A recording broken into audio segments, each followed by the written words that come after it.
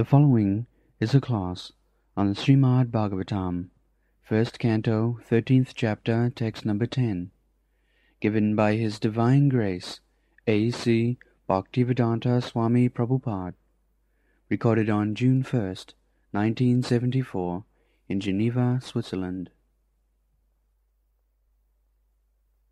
Devotees like your good self are verily holy places personified. Because you carry the Supreme Personality of Godhead within your heart, you turn all places into places of pilgrimage.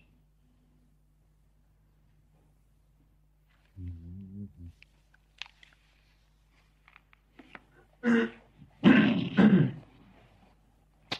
Vidha Bhagavata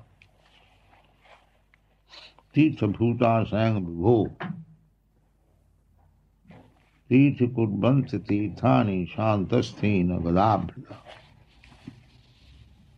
So, Tirtha means holy place of pilgrimage. In every religion, there is the system that the followers, they go to the holy place of pilgrimage. Just like in India, there are many holy places. Gaya, Prayag, Mathura, Vrindavan, Haridwar, Rameswaram, Jagannath Puri, Navadvip, many. Some of them are very prominent, and still there are many non-prominent. Similarly, the Mohammedans, they go Mecca, Medina. The Christians, they go Jordan, what is that? Jerusalem. So, human society, there must be some religious process, otherwise it is animal society. And in every religion, there is a commendation to go to the place, holy places of pilgrimage. This is one setup.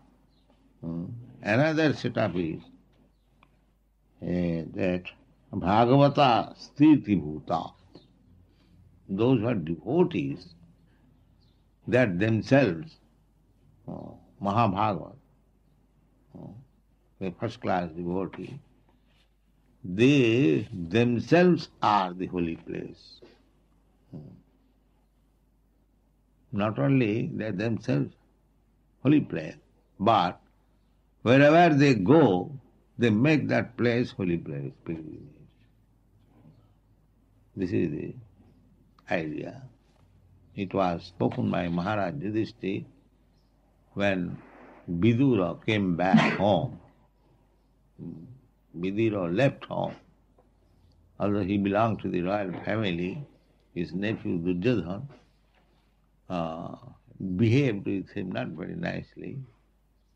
So he left home. Before the beginning of the battle of Kurukshetra, he was very fond of his eldest brother, Dhritarashtra. So he was always giving him good counsel. My dear elder brother, why you are intriguing against the Pandavas? But he would not hear the younger brother's advice.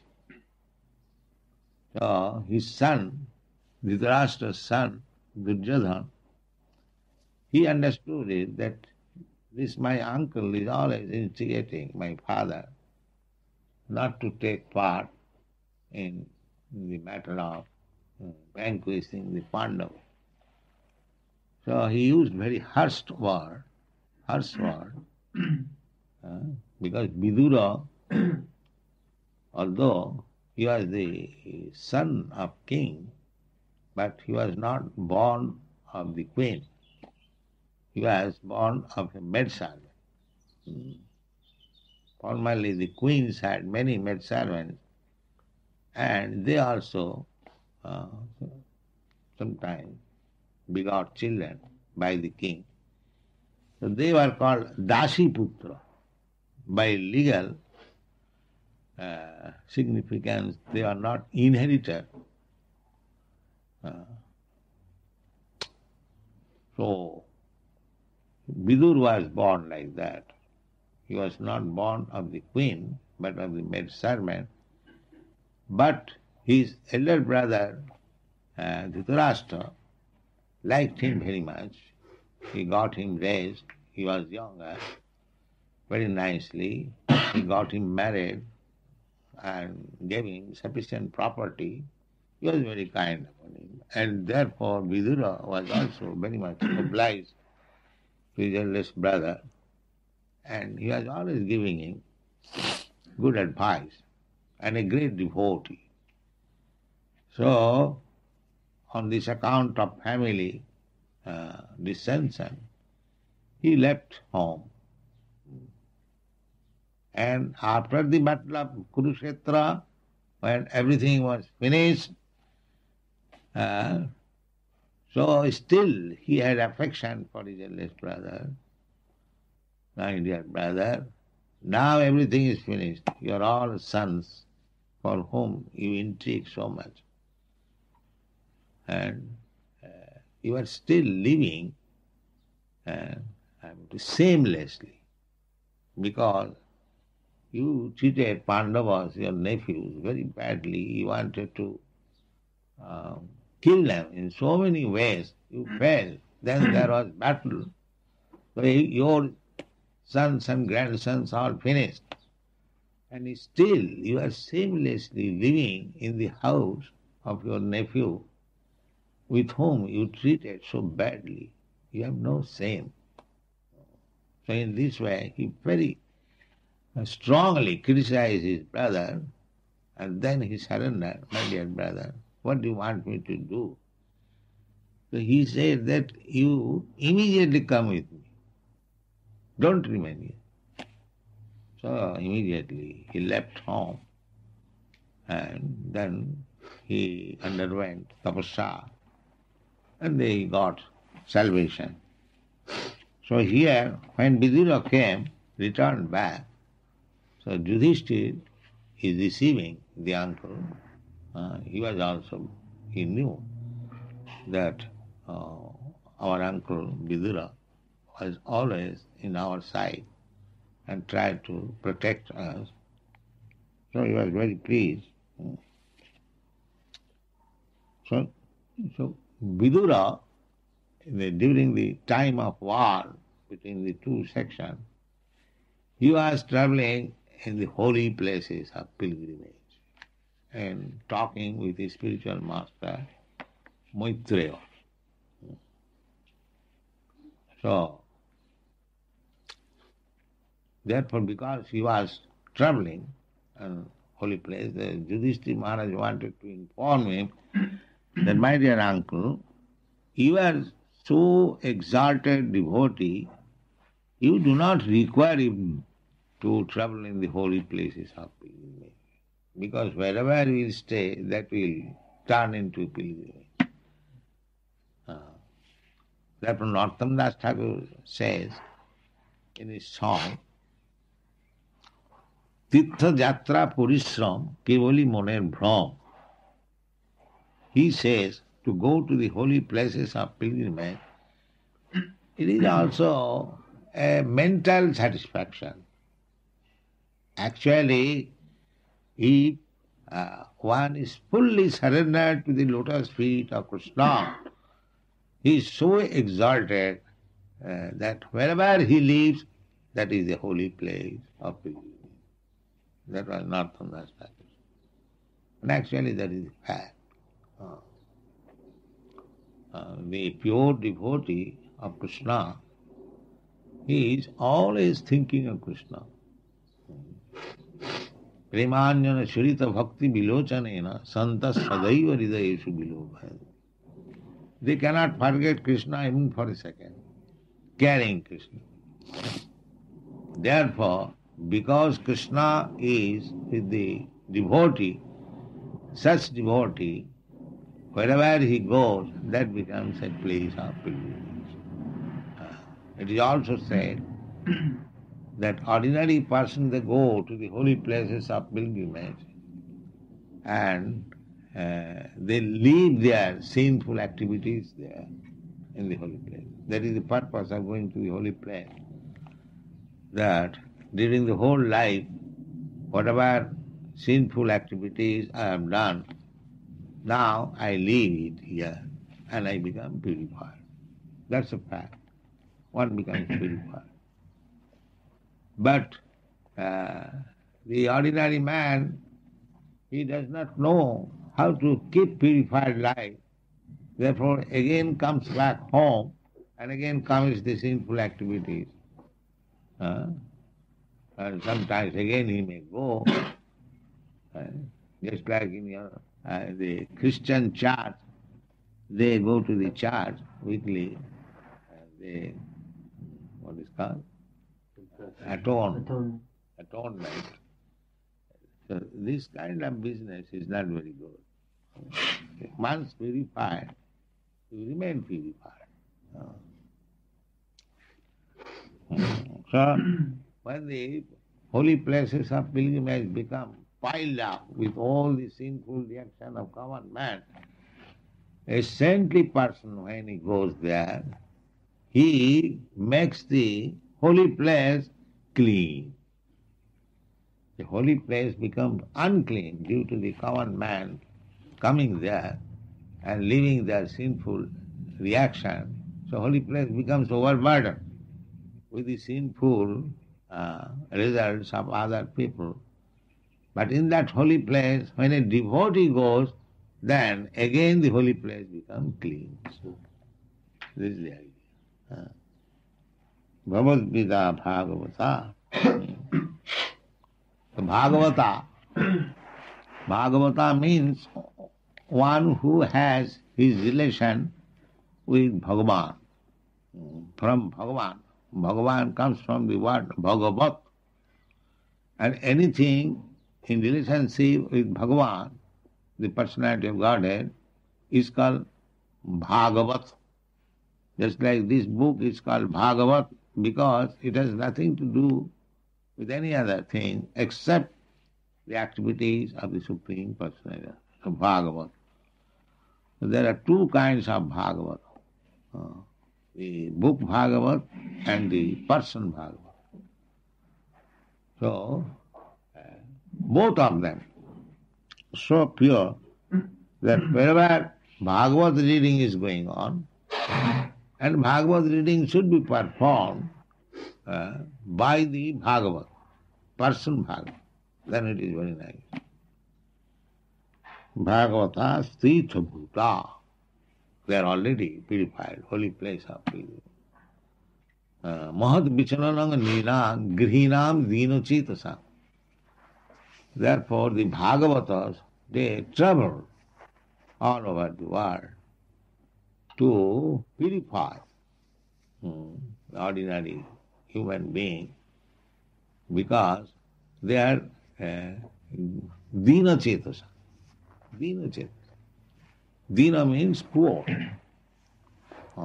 They are thinking, and materialistic person, they think, it is my duty to live comfortably, to give all facilities to the family, or to the society, or to the nation, earn your livelihood and spend for sense gratification.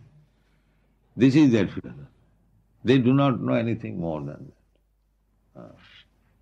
Especially in the Western countries, they are very expert how to adjust materially for sense gratification. Just like we had been immediately to the park, very nice park. They know how to live comfortably in the material world, but there is no spiritual information. Missing point. That is the defect of the Western civilization. They have got some vague idea of God, practically no idea. But human life is not meant for that purpose, simply living very comfortably in material life. The other necessity is that they should know Bhagavan, become Bhagavat. That is another necessity.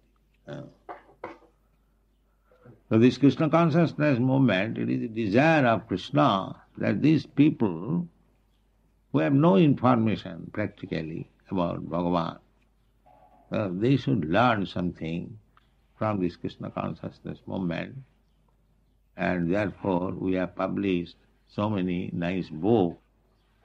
It is the desire of Krishna, they should read this book and try to understand the Krishna philosophy, the science of Krishna, the science of God.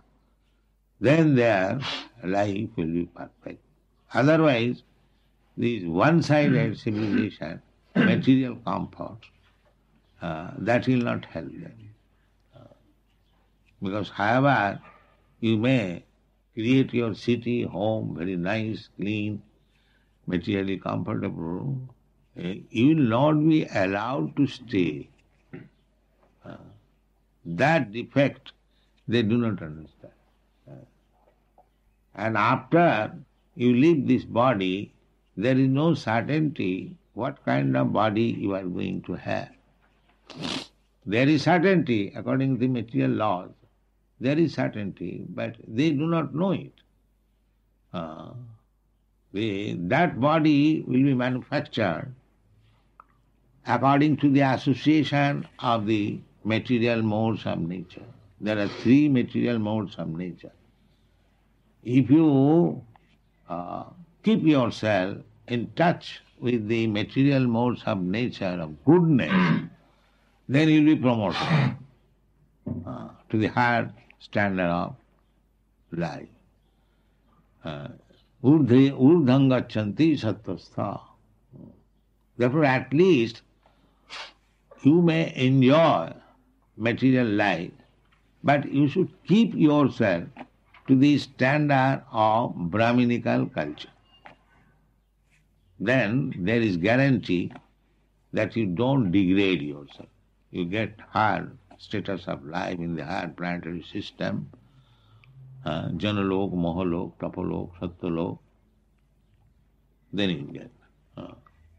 But if you keep yourself as it is, then you will remain in this planetary system. This is called Bhulok.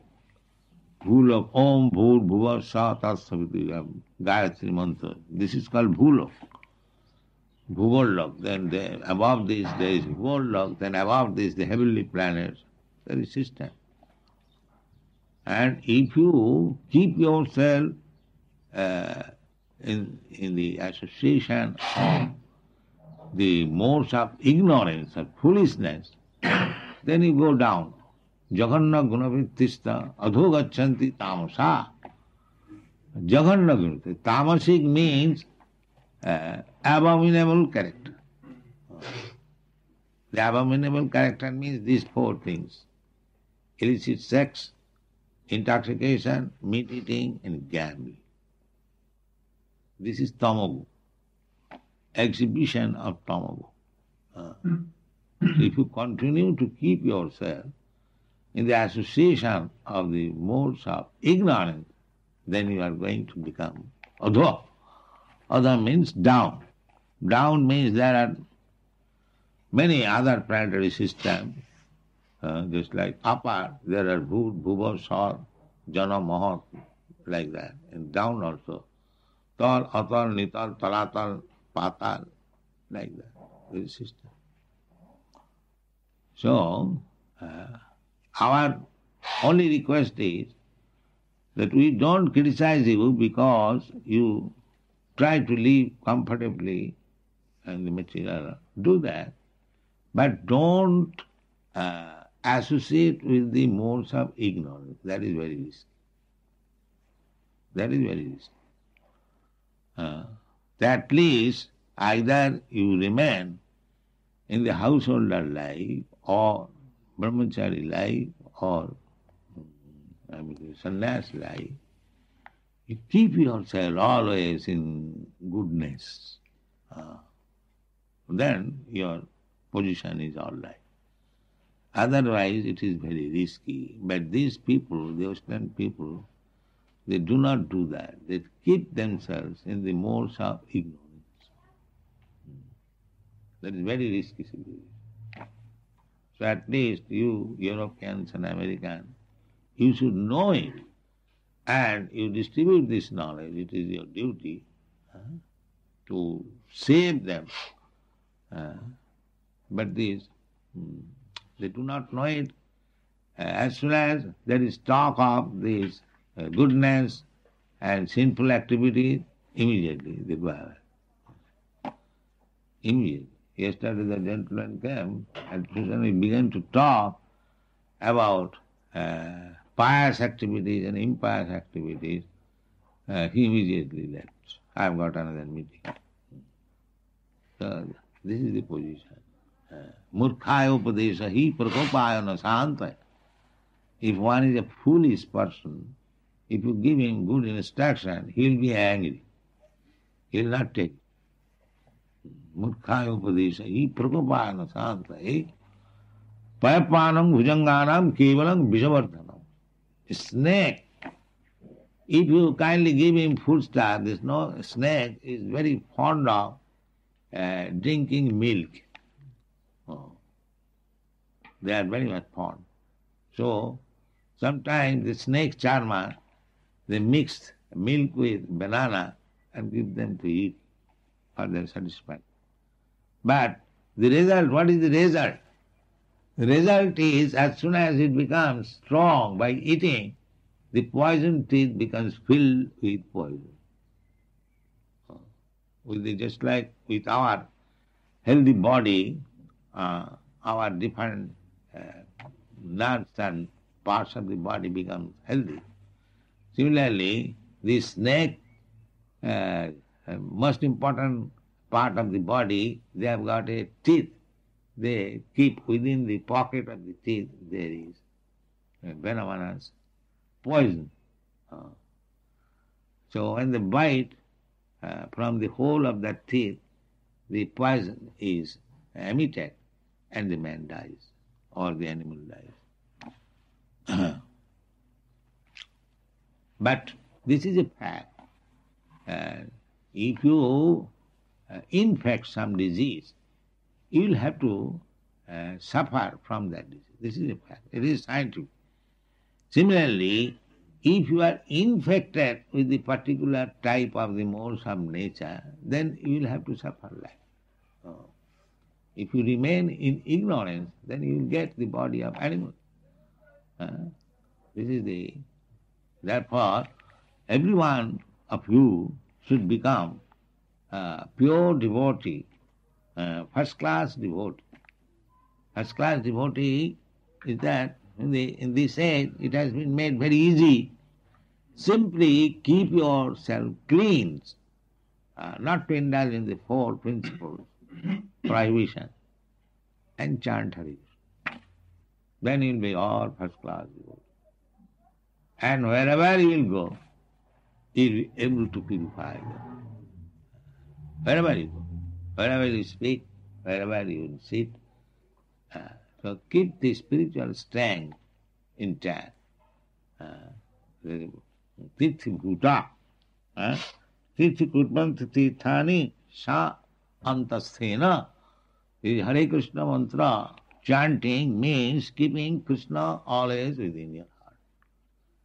It is not expensive at all. You haven't got to make a very exalted throne for Krishna. You can imagine that in my heart I have placed now a very diamond throne and Krishna is sitting. That is accepted. It is actually it becomes. Even within the mind you think that I have kept one diamond throne, very costly throne, because Krishna is coming, he will sit down here. That is not false. That is a fact. So it creates a situation within your heart. Now Krishna has seated, let me wash his feet with the Ganges water, Jamuna water. Now I change his dress with first class, costly garments, then I decorate with ornaments. then I give him for eating. You can simply think of this. This is meditation. Shantasthena Gadar.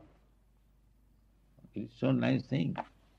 Anywhere you can sit down and think that Krishna is sitting in your heart and you are receiving in so nice way. They are not false, they are also fact. It is so easy. So here is it. If you simply carry Krishna within your heart, always, in a very devotional service, exalted devotional service, and chant Hare Krishna, think of Krishna, wherever you will go, you will purify the whole place. Thank you very much.